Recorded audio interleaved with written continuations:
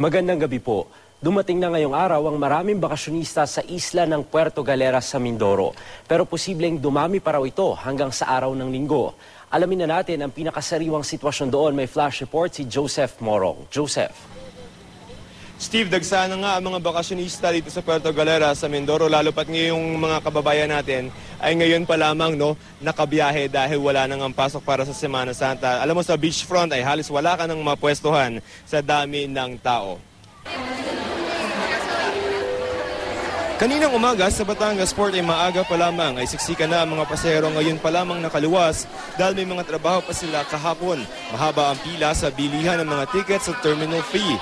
Nagdagdag na ng mga x-ray machines dahil sa dami ng tao. Nagkakaubusan na ng mga ticket ng bangka at ganun din ng mga kwarto sa mga hotel.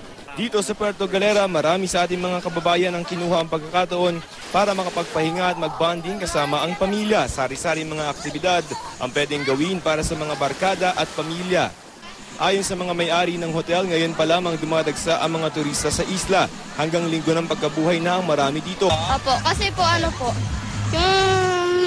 free po ako makapag-swimming po dito. Tapos po, pwede din po kami makagawa ng sandcastle. Fully book na po, hinintayin na lang yung ibang gas na darating. Steve, dahil nagkakaubusan na nga ng mga kwarto sa mga hotel dito sa Puerto Galera, yung ilang mga residente ay inaalok na yung kanilang mga tahanan para maupahan para ngayong Semana Santa. Kaliwat ka ng parties din na nakaschedule, pero bukas, Good Friday, ay bawal yung mga concert hanggang hating gabi.